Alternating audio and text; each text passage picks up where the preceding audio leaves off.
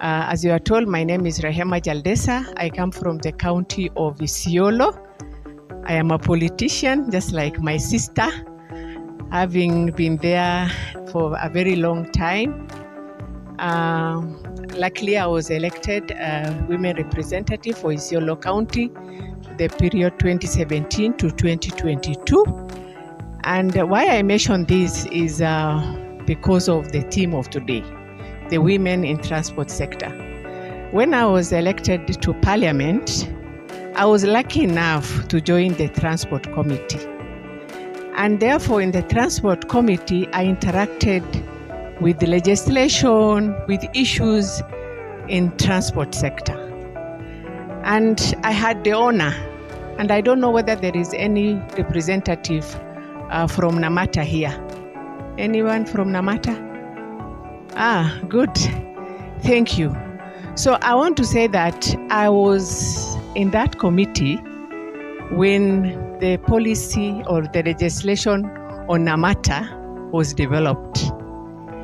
And I was very, very keen in the process from the beginning to the end. Because most of the time, members of parliament will just come, make a technical appearance and leave. But I decided to interact with it. And through my advocacy, that bill delayed. And I'll tell you why. Because in the proposal, they said that the board of Namata will constitute of the cabinet secretary, the PS transport, the PS treasury, the CECs from the 6 counties.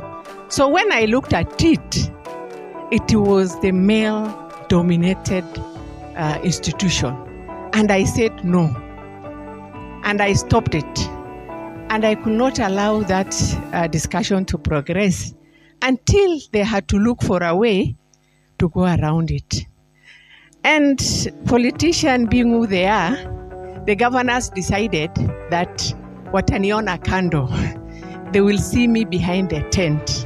And they were like, please, be slow on this thing. We will cross the bridge when we get there. And I said we needed to cross that bridge then. So it is something that I'm very passionate. And so when my PA told me about this event today, I had a similar function and I said, no, let me take this one because it is passionate.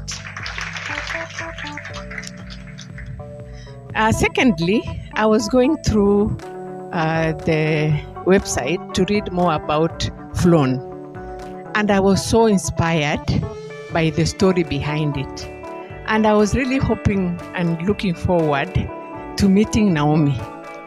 And my sister here tells me that, she was not able to make it. It's so unfortunate, but I will make it upon me to make sure I meet this powerful lady. Again, I read the mission. And the mission is exactly the mission of National Gender and Equality Commission.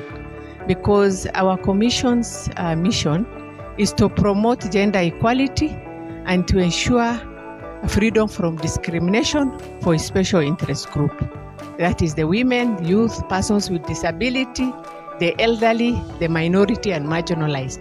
So our mission with Flone is quite aligned.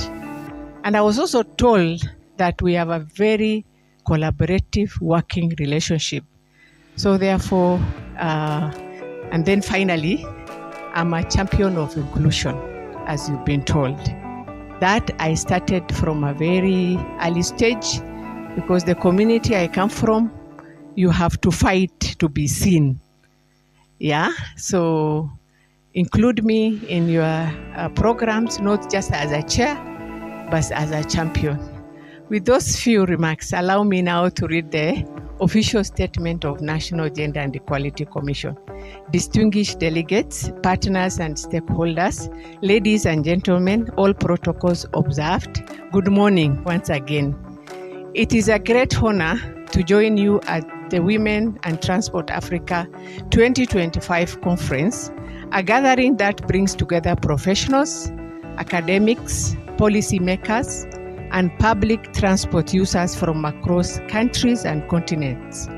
Your presence reflects a shared commitment to building transport systems that are inclusive, safe, and accessible for all. Transport is more than a means of movement. It is an enabler for economic participation, social inclusion, and dignity, especially for women and girls. For many Kenyans, particularly women, girls, persons with disability, elder persons, expectant mothers, and other special interest groups, mobility determines whether they can access education, employment, healthcare, markets, and meaningful participation in public life. When transport is unsafe, inaccessible, or unaffordable, entire communities are left behind. Ladies and gentlemen, as we gather here, the world is observing the 2025 16 days of activism against gender-based violence, a global call to strengthen safety, dignity, and protections for all.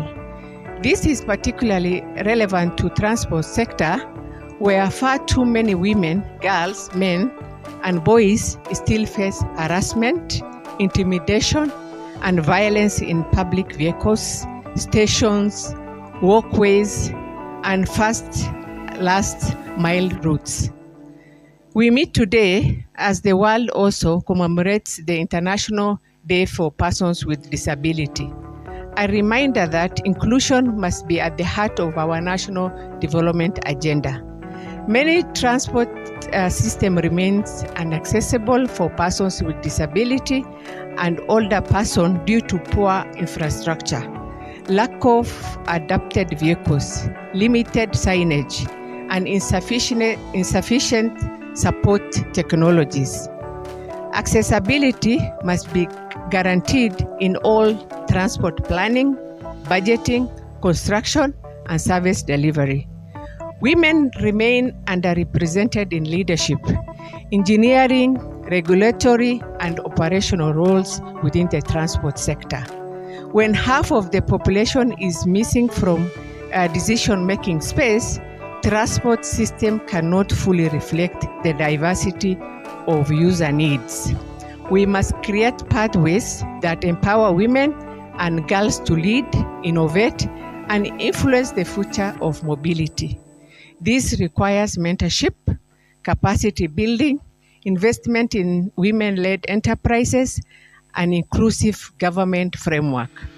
Ladies and gentlemen, to advance these priorities, National Gender and Equality Commission has been working in collaboration with JICA, NAMATA, and other stakeholders to champion and pilot models for safe, inclusive, and accessible public transport in Kenya.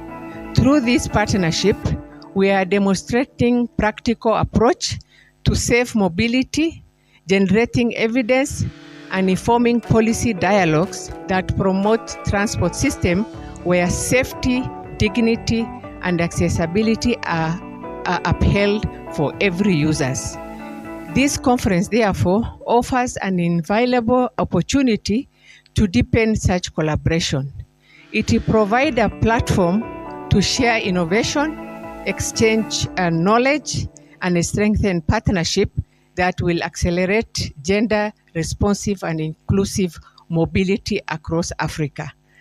I commend the organizers for convening this space and recognizing all participants for your dedication and advancing mobility justice.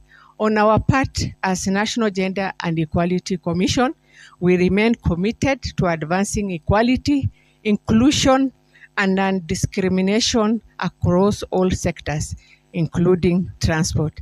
Thank you so much for listening to me, and I wish you a very enjoyable deliberation.